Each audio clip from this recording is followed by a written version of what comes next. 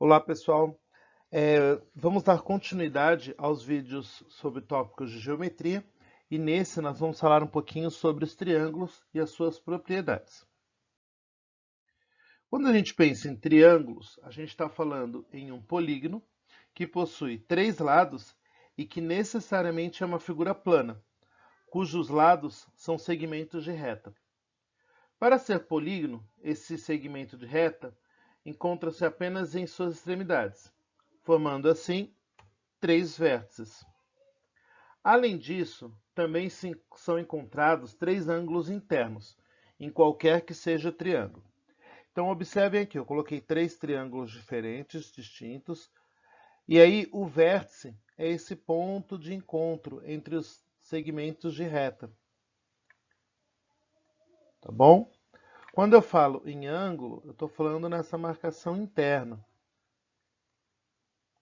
que a gente tem dentro dos triângulos. Num triângulo, eu vou ter três ângulos, três vértices e três segmentos de reta, tá bom? Um quadrilátero, eu tenho quatro ângulos, quatro segmentos, quatro vértices, tá bom? Vamos ver alguns elementos desse triângulo. Os elementos de qualquer figura geométrica, eles são outras figuras geométricas, como o segmento de reta, né, o lado, e eles fazem parte da definição e das propriedades dessa figura.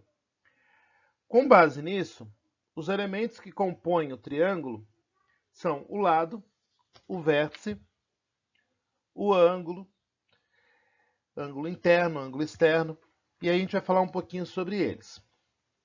Quando eu falo do lado, eles são segmentos de reta que se encontram apenas em suas extremidades. Um triângulo é uma figura geométrica plana que possui três lados. Embora seu nome indique que o triângulo seja um polígono que possua três ângulos, na realidade, o triângulo ele pode ser definido de três maneiras. Ele é um polígono que possui três lados, três ângulos internos ou três vértices. A definição que mais popularizou é a primeira, né, dos três ângulos, dos três lados. Aí depois nós temos o vértice, que são os pontos de encontro entre os lados de um triângulo. Na realidade, os vértices são pontos de encontro entre lados de qualquer polígono, então não necessariamente só no triângulo.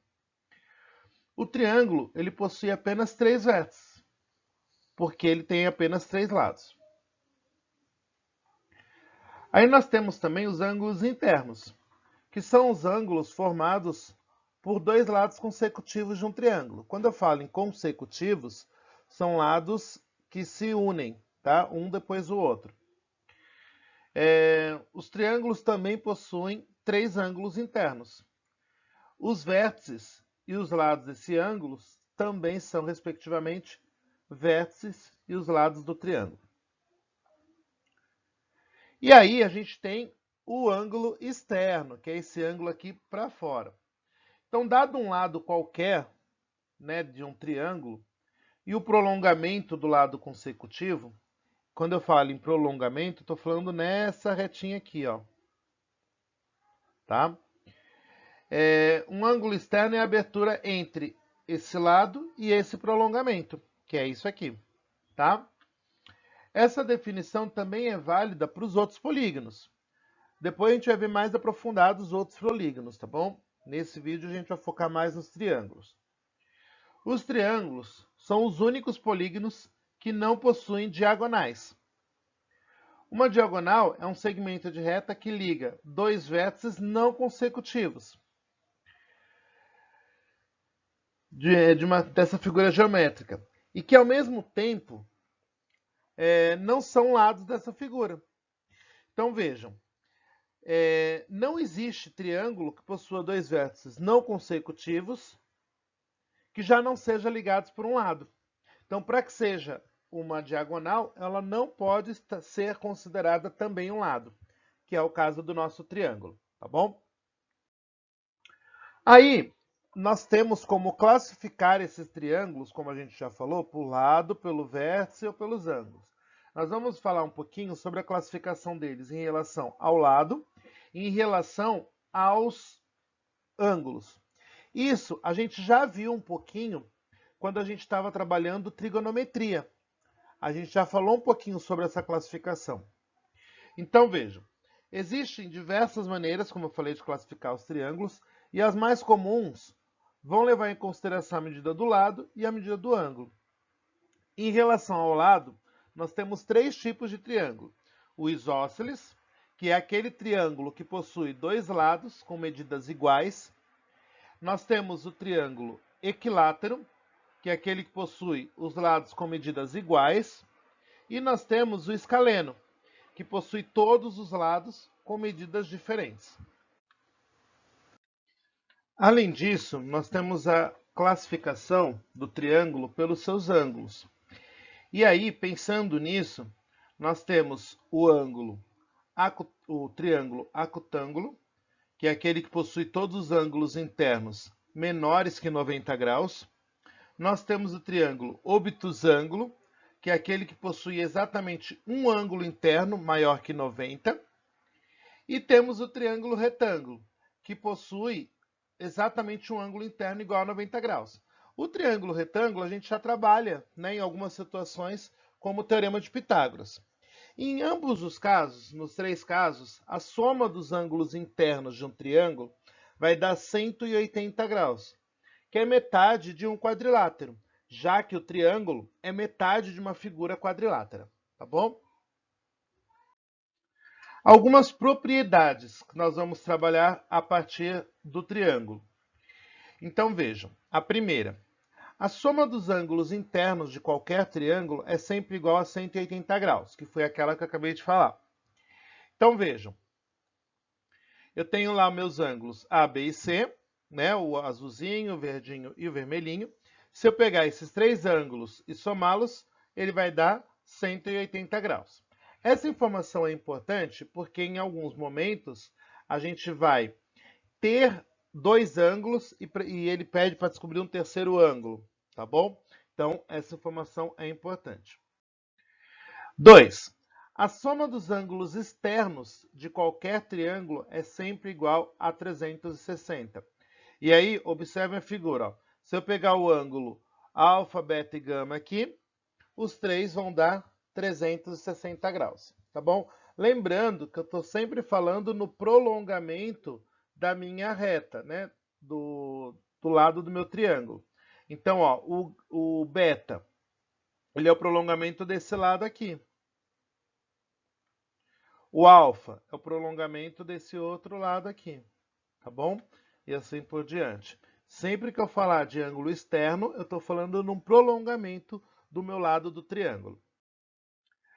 3. Em um triângulo, a medida de qualquer um de seus ângulos externos é igual à soma da medida dos ângulos internos não adjacentes a ele. Então vejam aqui na figura. Se eu pegar o ângulo A e somar com o ângulo B, ele vai dar exatamente o ângulo D.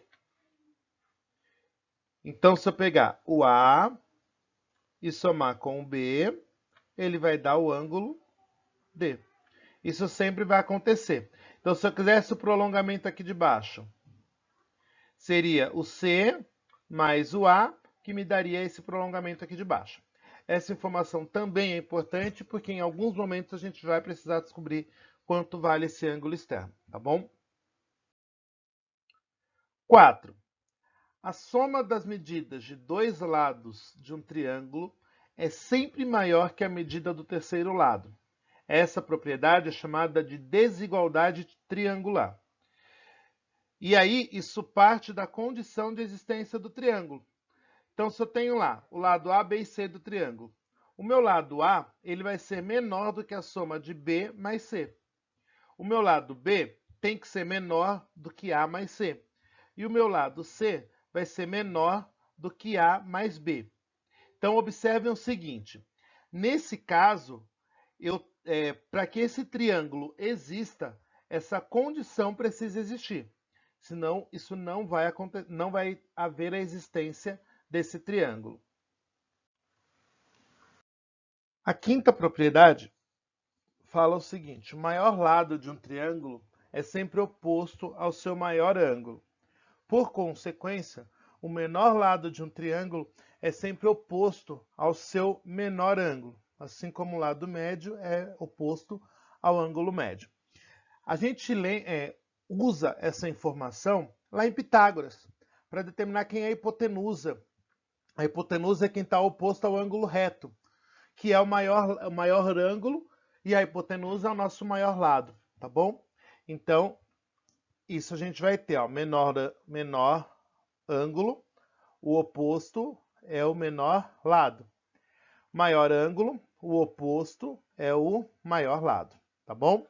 A gente utiliza isso bastante lá em Pitágoras. 6. O lado diferente de um triângulo isósceles é chamado de base. Os ângulos da base de um triângulo isósceles são congruentes. Lembrando que a palavrinha congruentes tem a mesma função de iguais, tá bom? Então vejam, ó, esse é um triângulo isósceles, que é aquele onde eu tenho somente a base diferente, porque os dois lados que formam aqui as laterais são lados iguais. Então, consequentemente, os meus ângulos que formam a base também são iguais. E o último lado lá em cima, o último ângulo, ele vai ser diferente, tá bom? Isso é uma propriedade do isósceles. Também é importante porque às vezes o problema te dá a informação de que o triângulo é isósceles e a partir dessa informação do triângulo ser isósceles é que você vai conseguir montar algumas outras informações desse seu problema, tá bom? 7. Todo ângulo interno de um triângulo equilátero mede 60 graus. Então vejam, nós temos um triângulo equilátero que é aquele que tem todos os lados iguais. Se ele tem todos os lados iguais, consequentemente, todos os ângulos desse triângulo também vão ser iguais.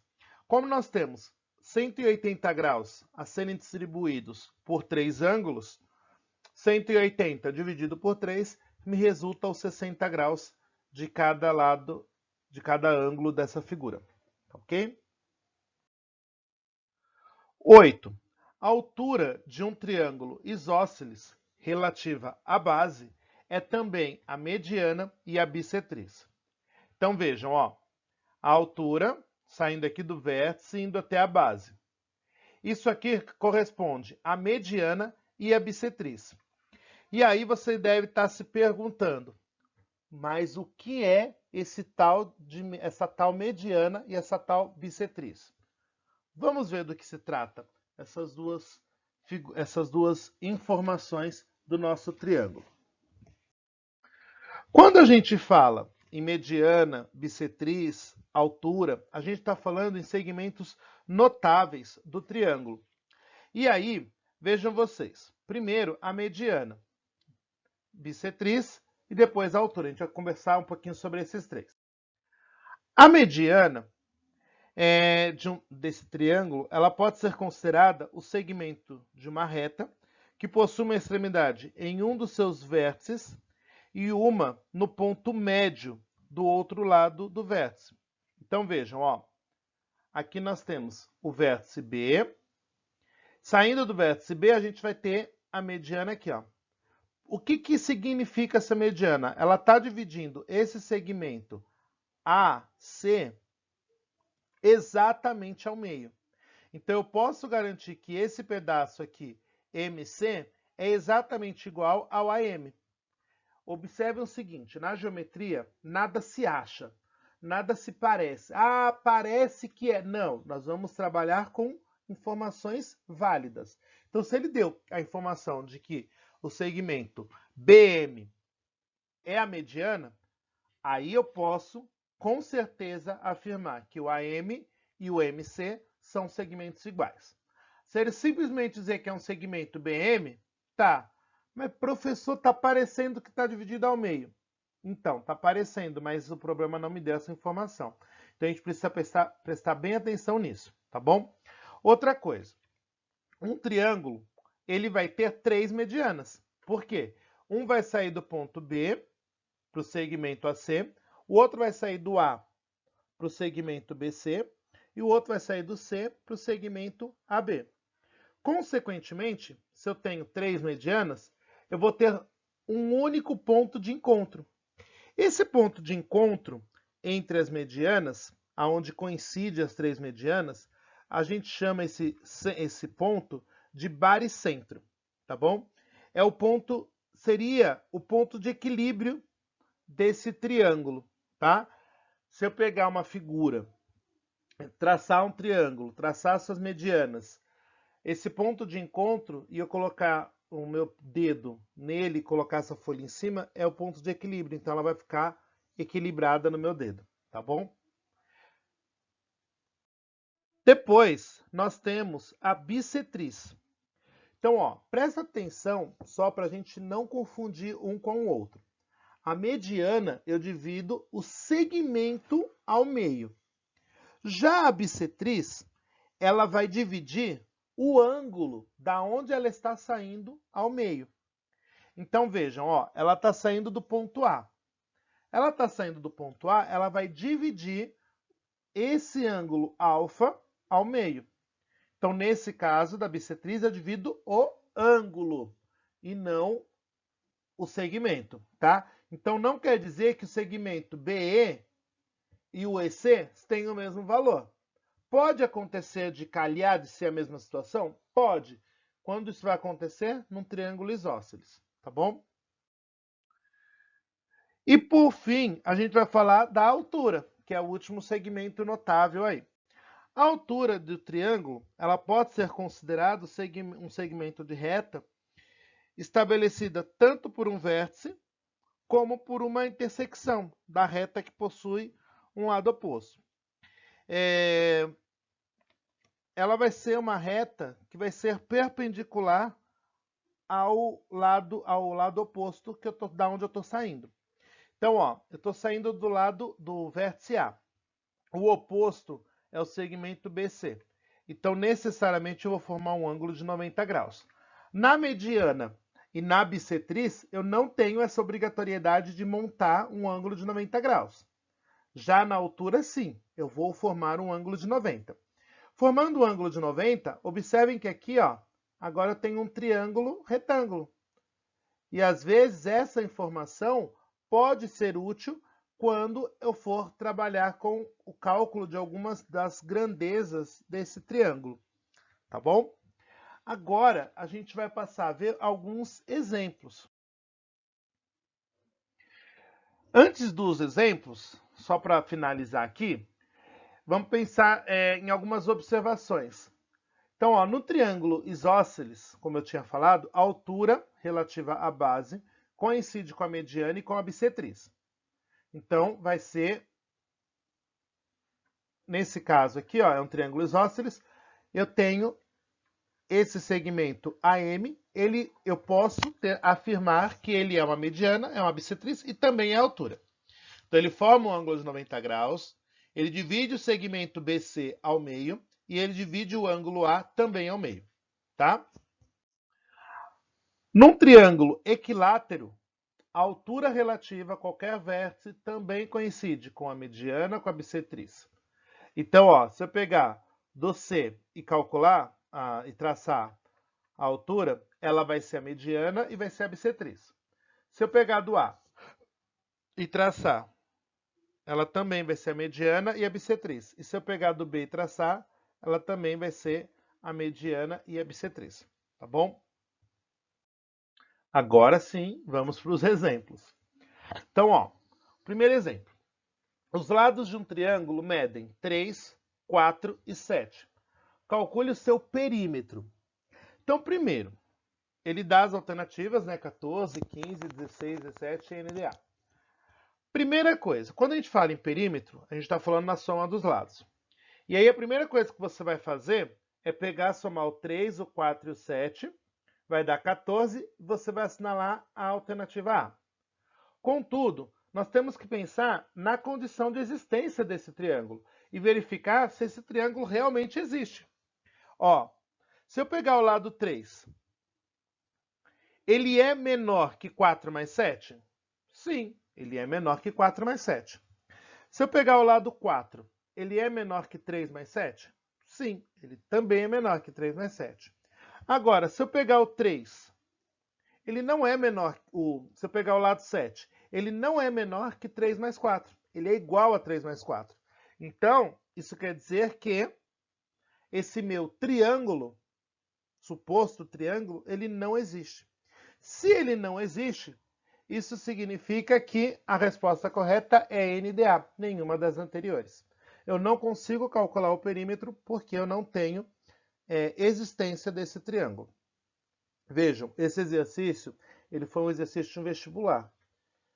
Ah, mas esse exercício é para não zerar, professor. Tá vendo? Se eu não presto atenção e não lembro das condições de existência do meu triângulo, eu poderia ter assinalado a 14 e ter errado a questão. Então, quando for situações do tipo, que parece ser muito simples, leiam e pensem sempre nas condições de existência. Vai ter algo que vai te dar um norte para isso, tá bom? Exemplo 2. Cada um dos ângulos da base de um triângulo isósceles mede 65 graus. Determine a medida do ângulo do vértice desse triângulo. Então vejam o seguinte, ó. O triângulo é esse, é um triângulo isósceles. Se é um triângulo isósceles, os dois lados que formam a base são iguais, os dois lados que formam a base são iguais e os ângulos da base também. E aí ele falou que cada um desses ângulos da base mede 65 graus.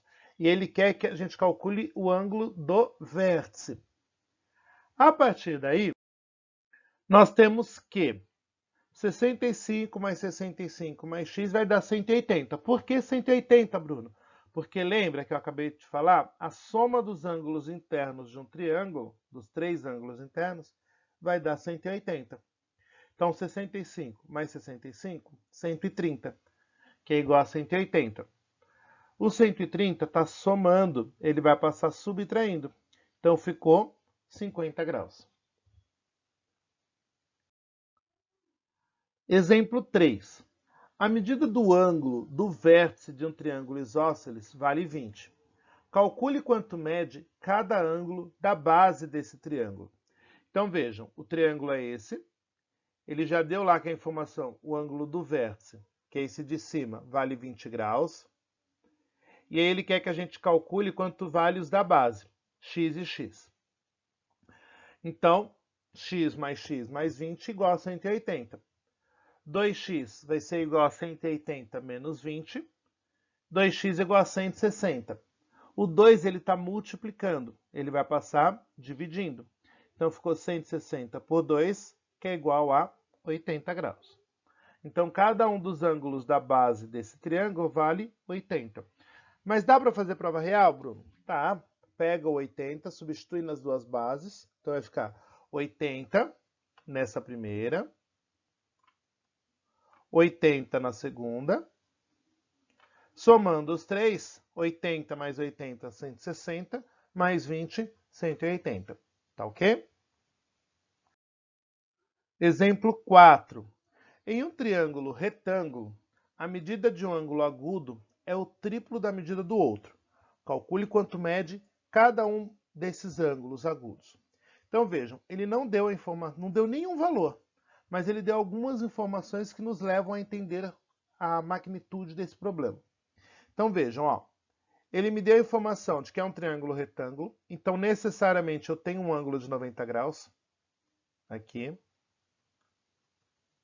Aí ele me deu a informação de que um lado vale x e o outro vale o triplo, 3x. Então é só a gente aplicar aquela regrinha que eu acabei de falar no exemplo anterior.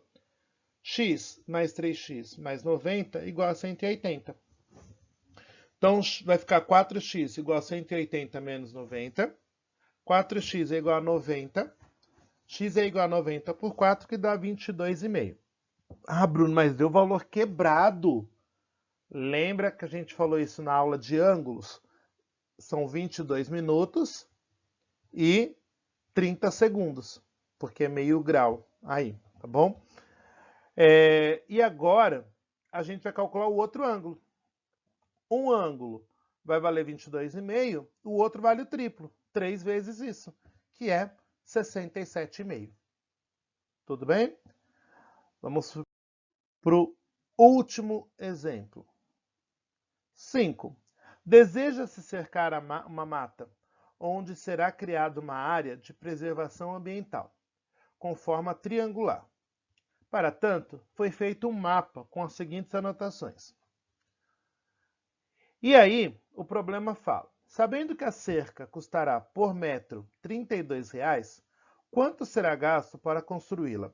Então, vejam, ele deu aqui as alternativas. Então, primeiro, se ele quer cercar, ele quer calcular o perímetro. Só que para a gente conseguir calcular o perímetro, eu preciso ter os 3 lados desse triângulo. Então, vamos lá. Ele me deu esse triângulo e ele me deu como dado que cada metro do arame que vai usar para cercar é R$ 32,00.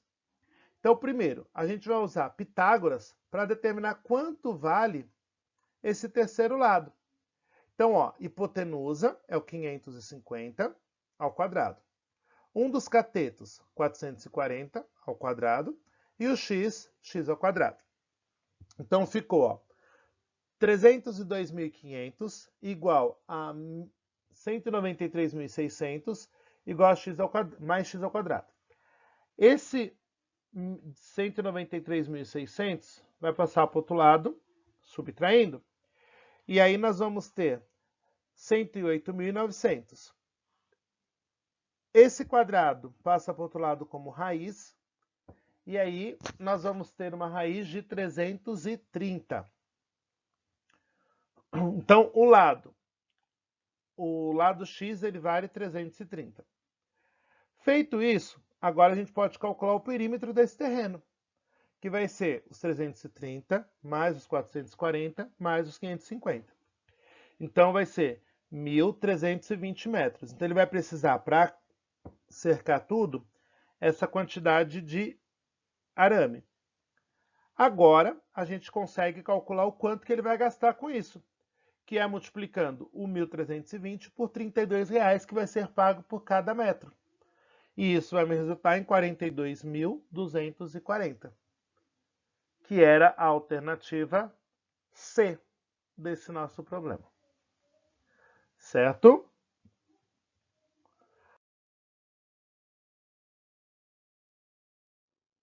Pessoal, agradeço imensamente a vocês até aqui. Espero que tenham gostado e tenham entendido. Agora vamos passar para aquela listinha de exercícios marota. Mas antes disso, não esqueçam de curtir e de se inscrever aí no canal. Até mais, pessoal!